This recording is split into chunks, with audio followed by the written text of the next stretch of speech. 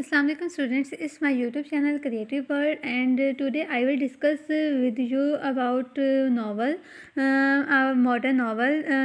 This is the subject of English literature and English notes, and these are notes of Nawar Ahmed, Said Sahab, Malik Mazhar Ali, and Mr. Abrar Shami. So these are the writers who wrote many very well renowned in English literature. So these are the. So I will discuss about the character of Minihal. This is a page number 2-3. मीनिहाल हमारे जहन में आएगा कि मीनिहाल होता कौन है, कौन person है. This is the name of a personality whom we will discuss hair.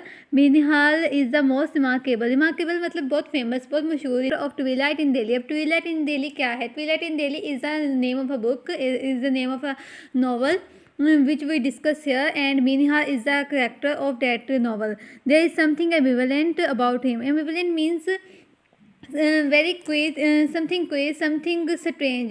मतलब उनके बारे में कुछ बहुत अजीब था. एज अ रीडर, जो पढ़ने वाला है, डिस्पाइजेस हिम फॉर हिज फॉइबल्स, वो डिस्पाइजेस उन्हें जानता है फॉर हिज फॉइबल्स, उनकी जो थोड़ी से उनकी पर्सनैलिटी में जो एक एक्सट्रीमनेस होती है ना, एक स्ट्रेंजनेस, थोड़ी सी अट्रैक्टिवनेस, उसकी वजह से उनकी फॉइबल्स, खामियों की वजह से, एंडोसिंक्रेसीज, उनकी जो अलग पर्सनैलिटी की शनाख्त होती है उसकी वजह से मीन्स सबसे ज़्यादा थोड़ा सा कुछ डिस्टिंक्ट होते हैं उनकी वजह से, उन्हें वो जानते हैं. येट ही आल्सो सिंपथाइजेज हिम, यहाँ तक कि उनसे हमदर्दी करना स्टार्ट कर देते हैं. फॉर हिज मेजेस, जो उनसे गलतियाँ हुई हैं, हेल्पलेस बेबसी पर. ही is the representative of traditional Indian Muslim. वो नुमाइंदे थे ट्रेडिशनल रवायाती इंडियन मुस्लिम, जो इंडिया में मुसलमान थे, उनके जो ट्रेडिशन, उनकी रवायात के वो नुमाइंदगी करते थे. द नॉवलिस्ट, जिन्होंने ये नावल लिखा है वो एक खातून थी, उनका कहा जाता है नॉवलिस्ट. जो novelist has use immense precision and clarity. उन्होंने बहुत ज़्यादा वजाहत के साथ डिस्क्राइब बयान किया है हिज कैरेक्टर, उनके किरदार को बहुत ज़्यादा वजाहत के साथ वाज़ह तौर पर लोगों को सामने पेश किया. ही सेज, वो जो नॉवलिस्ट थे जिन्होंने ये नावल लिखा है, उन्होंने कहा है कि ही स्टार, वो थे लंबे एंड वेल बिल्ट, और बहुत आला मजबूत के मालिक थे. एंड इज़ वेयरिंग, और पहना हुआ था white Muslim coat reaching down to the knees. उन्होंने एक ऐसा कोट पहना हुआ था जो उनके घुटनों से नीचे जाता था. And an embroidered round cap, और एक गोल हाई वाली काम वाली उन्होंने टोपी रखी हुई थी. इस put at a Turkish angle, एक तुर्किश अंदाज, एक तुर्किश एंगल के हिसाब से. ऑन हिज बॉब्ड हेड, उनके जो कंघी किया हुआ, मतलब अच्छे से वेल एस्टेब्लिश उनका जो हेड था उसके ऊपर उन्होंने टोपी पहनी हुई थी. His white and well combed beard, उनकी जो सफ़ेद दाढ़ी थी वो अच्छे से कंघी की हुई थी. जो उनकी दाढ़ी थी, इज़ बियर्ड दाढ़ी को कहते हैं, is parted in the middle, और उनको दरमियान में पार्ट के अलग किया हुआ था. And gives his noble face, उनका जो शाइस्तगी वाला अच्छे इंसान वाला जो फेस था उसको एक मजेस्टिक लुक, एक बहुत ज़्यादा मतलब महजब इंसान लगते थे. डिस्क्रिप्शन, उनकी ये जो ज़ाहरी नुमाइंदगी है ये शो करती है, ज़ाहिर करती है that Mir Nihal had a royal appearance, के वो एक शाही शक्ल सूरत, शाही लुक्स वाले इंसान थे. विद सोबर स्टाइल, उनका एक अजीब अच्छा सुलझा हुआ अंदाज था. ही इज़ नियरली 62, वो तकरीबन 22 साल के थे. ही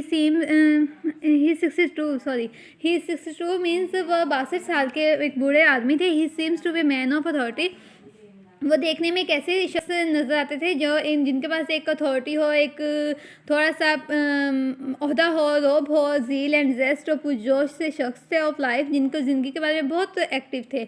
हिज फिजिकल अपीयरेंस, उनकी जो जिस्मानी लुक थी ना, एक मैग्निफिकेंस मुस्लिम पास, मुसलमानों के जो गुजरा हुए पास था, मुसलमानों का जो गुजरा हुआ कल था उसके बारे में एक लुक रिप्रेजेंट करते थे.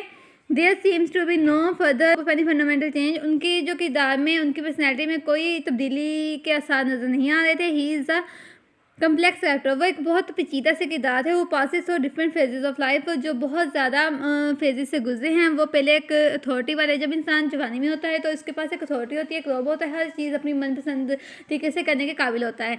एंड जब वो थोड़ा सा बूढ़ा हो जाता है, and he is the middle age, जैसे कि दरमियानी उम्र होती है, ही इज़ कम्प्रोमाइज मैन. तो जब वो अपनी किसी मैरिज लाइफ में आता है या किसी और में, तो वो थोड़ा सा कम्प्रोमाइज़ हो जाता है. मीन्स सिचुएशंस को समझता है, चीज़ अपने हिसाब से नहीं चलाता, वो सिचुएशन के मुताबिक खुद को ढाल देता है। एंड इन द एंड, और आखिर में जो ज़िंदगी का इख्तिताम होता है जब इंसान बूढ़ा हो जाता है, is a paralyse mind, means वो बिल्कुल पैरालाइज हो जाते हैं। पैरालाइज सिचुएशन उनकी ये शो करती है कि इंसान के पास जब कोई इख्तियार नहीं रहता तो वो बिल्कुल बेबस हो जाता है, वो चाह कर भी कुछ नहीं कर पाता। Mir Nihal seems to be a passive, बिल्कुल भी ना बदलने वाले किरदार थे आइडल मैन और आइडल बे, मतलब कोई अच्छी एक्टिविटी नहीं थी उनकी कि मीन्स कोई एक्टिव काम करें, कोई बेसूस से उनके काम होते थे। With his interest in pigeons, उनका जो शौक था, उनकी दिलचस्पी थी वो कबूतरों में थी, पिजन्स में।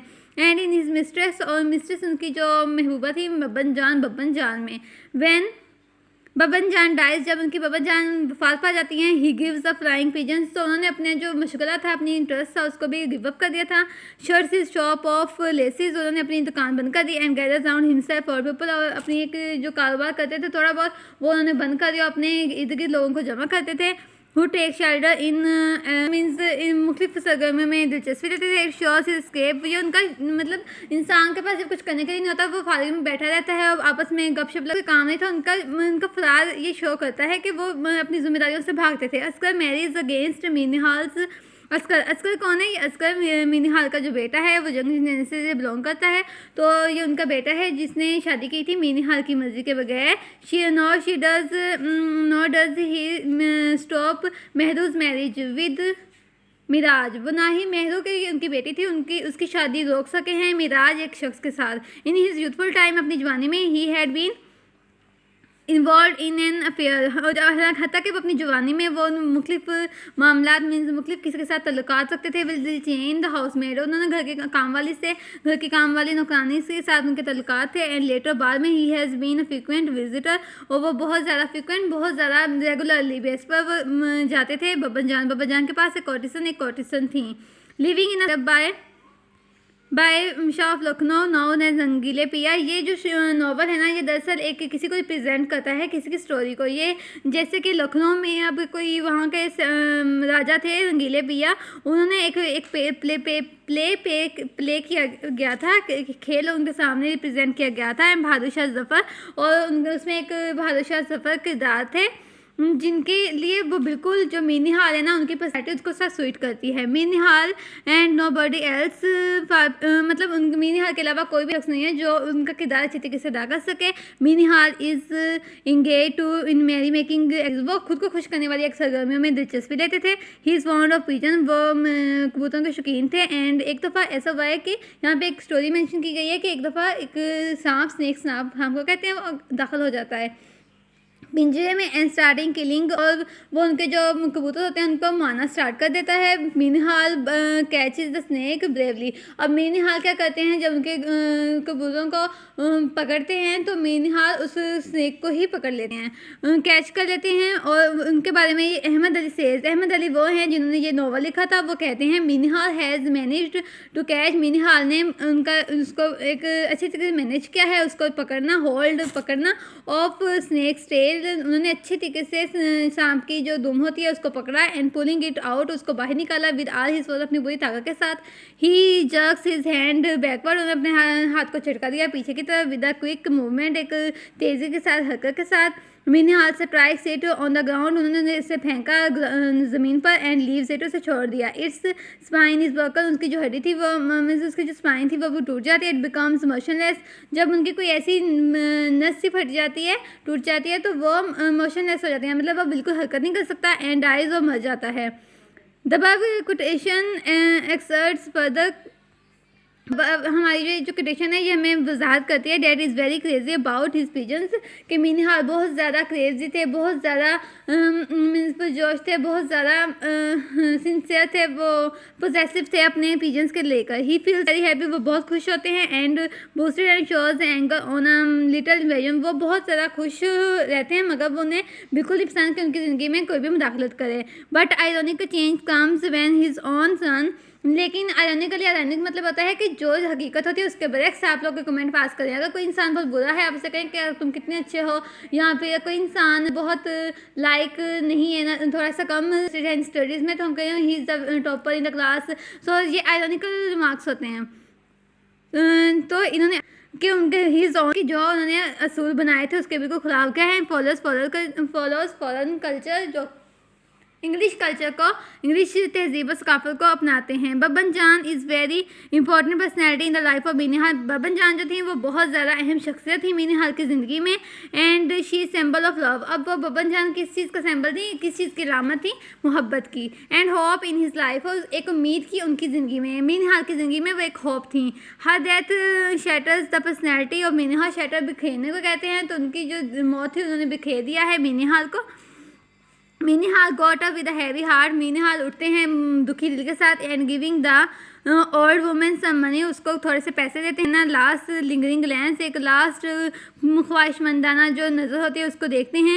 Eight the dead body and walked away, और बहुत ही मतलब एक लुक के साथ एक नज़र भर कर देखते हैं उस डेड बॉडी को, और फिर वो चले जाते हैं। The death of the severe blows to Mir Nihal. Mir Nihal की ज़िंदगी में बहुत ज़्यादा एक किस्म का धचका था। After he came from Babban Jan's, जब अब घर आते हैं बब्बन जान से की डेथ के बाद, उनकी वफात के बाद, उनको कंधा देने के बाद। And found the loft door open, अब उनके पिंजरे का दरवाज़ा खुला होता है। गोट फ्राइटन, वो डर जाते हैं। टू सी फ्यू पिजन्स के, उनके ना थोड़े से पिंजरे में थोड़े से कबूतर रहते हैं लेफ्ट, एंड फैले होते हैं पूरे। Pigeons were his chief treasure, उनका खास खजाना था। ट्रेजर खजाने को कहते हैं। But they were killed by a cat, लेकर कहा जाता है cat is a symbol of destruction. Cat जो बिल्ली होती है वो किस चीज़ की अलामत है, मतलब तबाही की, चोरी की। The cat in this novel symbolizes, इस नावल में जो कैट को उन्होंने रिप्रेजेंट किया है the intrusion of outside forces, मतलब उन्होंने कहा है कि कोई भी बाहर से कोई भी ताकत, जैसे कि बिल्ली है बाहर से उनके कबूतर में आ गई है तो उनको आकर तबाह बर्बाद करिए, इसलिए वो कहते हैं कि इंट्रूजन, ये मतलब दूसरे लोगों की मुदाखलत है जो फॉरेन फोर्सेस होती हैं, जैसे फॉरेन कंट्रीज़ होती हैं। फॉरेन कल्चर होता है यूरोपियन कल्चर, इंग्लिश कल्चर, जो हमारी सोसाइटी को तबाह बर्बाद कर रहा है। Ahmed Ali also identified the cat with the Britishers, अब उन्होंने ब्रिटिशर्स के साथ इसको सिम्बलाइज किया है। Who have succeeded in altering the old culture of India, कि जो कामयाब हो गए हैं आल्टरिंग, बदलने को कहते हैं ओल्ड कल्चर, जो हमारा पुराना सकाफत वाला कल्चर था ऑफ इंडिया, हमारे इंडिया का जो कल्चर था, इंडिया के मुसलमानों की जो सकाफत है उसको तबाह बर्बाद कर दिया है। कि आजकल के लोग फ़ॉरेन कल्चर को, फ़ॉरेन ट्रेडिशंस को, फ़ॉरेन ट्रेंड्स को अपनाते हैं, हमारे ट्रेडिशंस को, रवायत को भूलते जा रहे हैं। Mir Nihal is basically a conservative person, वो बहुत ज़्यादा कंजर्वेटिव, जैसे हम कुछ कहते हैं कुछ कंजर्वेटिव होते हैं, कुछ मतलब अपने अंदर ही रहते हैं। He has new ideas and changes, उनके अंदर बहुत से आइडियाज़ थे, ख्यालात थे और तब्दीलियाँ भी थी। He is hated against the British is quite obvious, उनका जो नफरत थी वो ब्रिटिशर्स के लेकर बहुत ज़्यादा वाज़ह थी। At most of the time, बहुत औकात, ही शोज़ कंटेम्प्टिव रिमार्क्स, बहुत अजीब से रिमार्क्स मतलब तंज़ मज़ाक करते थे उन पर। फॉर इंस्टेंस, एक दफ़ा ही स्कॉल्ड असगर, उन्हें घूरा गुस्से से असगर को, उनके बेटे को। दीज वर्ड्स, अपने बेटे को इन अल्फाज में घूरा। यू आर अगेन वेयरिंग, तुम दोबारा से पहन रहे हो। दोज डर्टी, गंदे इंग्लिश बूट्स, इंग्लिश जूते। आई डोंट लाइक देम, उनको पसंद नहीं करता। I will have no aping of the firangis in my house, मेरे घर में कोई जगह नहीं है फ्रंगीज की। फ्रंगीज मतलब उनको गलत नामों से पुकारते थे।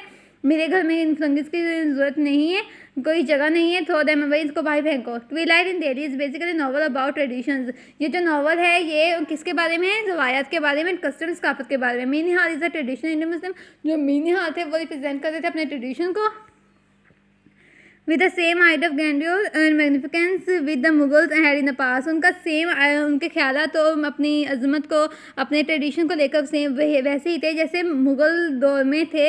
मुग़ल जो होते थे ना, मुग़ल हुकूमत वाले, मुग़ल सल्तनत के हुक्मरान, उनके जैसे ख्यालात थे अपने मुल्क को लेकर, उस तरह मीनहाल के भी थे। He has the believes in caste system, वो हता के उस ट्रेडिशन को फॉलो करते थे तो उनको कास्ट, ज़ात पात के निज़ाम पर भी पूरा यकीन रखते थे। He is negation of Asghar's marriage with Bilqeece, उनकी नेगेशन इनकार को कहते हैं कि जो उनका जो रिजेक्शन था ना इनकार शादी करने का, कि अस्कर बिल्किस के साथ शादी ना कर, is proof of his belief in royal blood, वो एक शाही खून पर यकीन रखते थे। मीनहाल पैरालाइजेज, मीनहाल अब जो पैरालाइज हो गए हैं, बिल्कुल हरकत नहीं कर सकते, बिल्कुल शो हेल्पलेस करती है, पैरालाइज कंडीशन ऑफ मुस्लिम्स। अब वो पैरालाइज हेल्पलेसनेस किसकी शो कर रहे हैं, पैरालाइज कंडीशन किसकी शो कर रहे हैं, कि मुस्लिम्स की, एंड द कल्चर, मुसलमानों के कल्चर की, कि वो बेबसी से अपने हालात को देखी जा रहे हैं कि बदलते, सारा कुछ ख़राब होते। In the end of the novel he wishes to cry over the ups and downs. अब आखिर में वो चाहता है कि वो रोए, चीखे पुकारे कि उसकी ज़िंदगी में जो भी अप्स एंड डाउन्स आई हैं, but does not have even the desire to do it, लेकिन वैसा करना नहीं चाहता। Asghar comes to him wearing English clothes. Asghar, उसका बेटा उसके पास यूरोपियन कपड़े पहन कर आता है, but he does not object to it, लेकिन ऑब्जेक्ट एतराज़ नहीं करता। ऑब्जेक्ट करता है एतराज़ करना। His body has already become paralyse, उसकी जो बॉडी है वो पैरालाइज हो चुकी है। The grief of the most of minor factors है बिकम द ग्रीफ। जो छोटे छोटे किरदारों के जो दुख होते हैं ना, वो मिनी हाल के दुख बन जाते हैं। Mir Nihal condition shows the condition of whole Delhi. ये जो मिनी हाल की कंडीशन उन्होंने शो किया ना, ये पूरे दिल्ली की सिचुएशन है। Thank you.